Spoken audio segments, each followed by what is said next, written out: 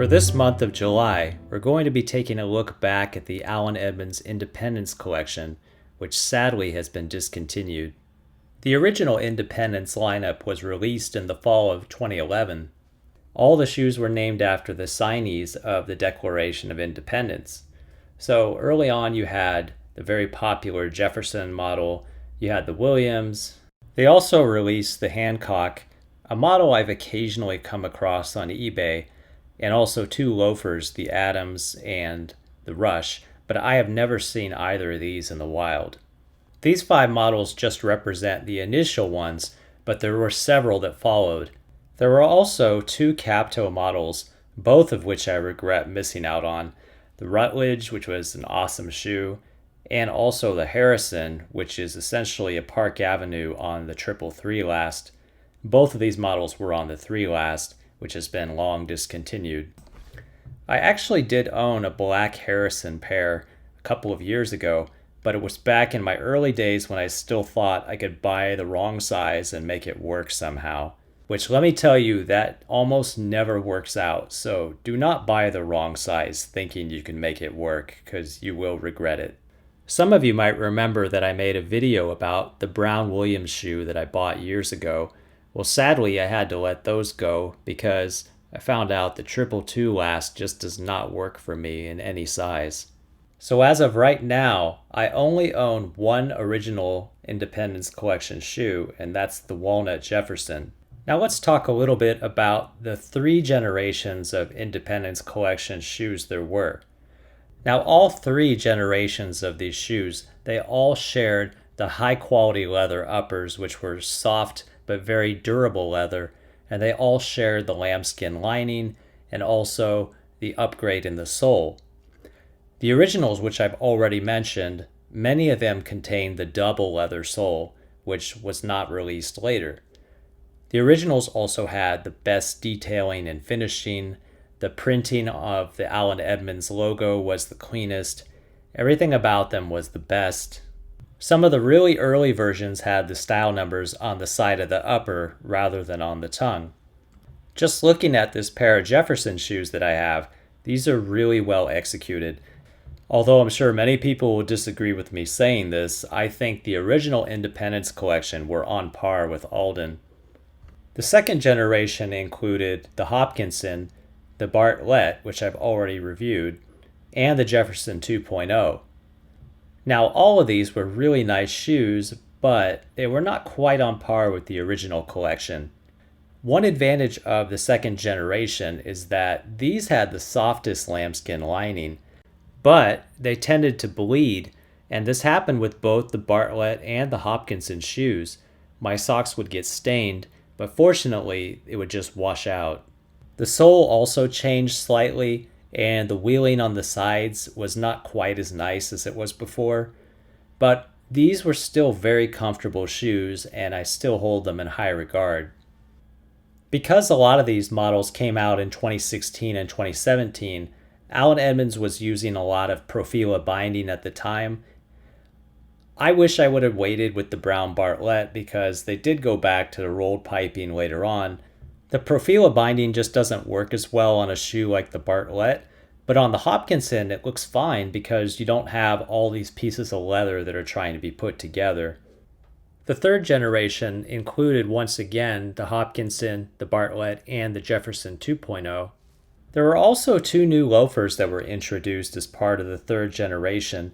However, these were not named after the signers. So officially, they're not part of the Independence collection, but the materials are the same. This generation once again showed a change to the outsoles, but also to the lambskin lining. I think because of all the complaints about the bleeding into the socks, I think that's the reason why they made a change to the lambskin lining. If you try the third generation ones, they just feel a little bit different. It's hard to explain. So they're not as soft overall, which means to me they're not as comfortable as the second generation.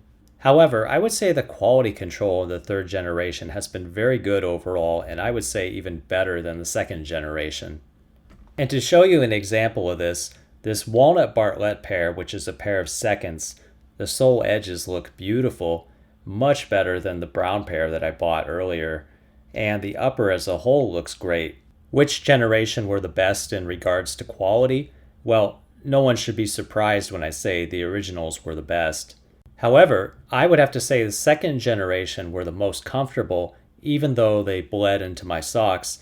Something about the lambskin lining on these were just more comfortable. Now, on to the most important parts, meaning what are the advantages or disadvantages of going with one of these models. This fine French leather is very durable, and if you happen to scuff the shoes, which I did with this pair, it will recover remarkably well if you just use a little bit of conditioner and possibly some cream polish. I have abused the Bartlett and the Hopkinson, but both of these have held up really well and do not require a lot of maintenance. The second benefit is that you're going to get a little bit better support than you would from the standard AE sole. But it also is a little bit heavier, so this is going to come down to your preference. Some people like it and some do not. The other important benefit is that the leather is very stretchy, so it's going to wrap around your feet and give you better support than you would get from a regular shoe. Some people like this again, and some people don't. I happen to love it because it just feels like it cradles my feet a lot better. So what are the most common criticisms of this shoe?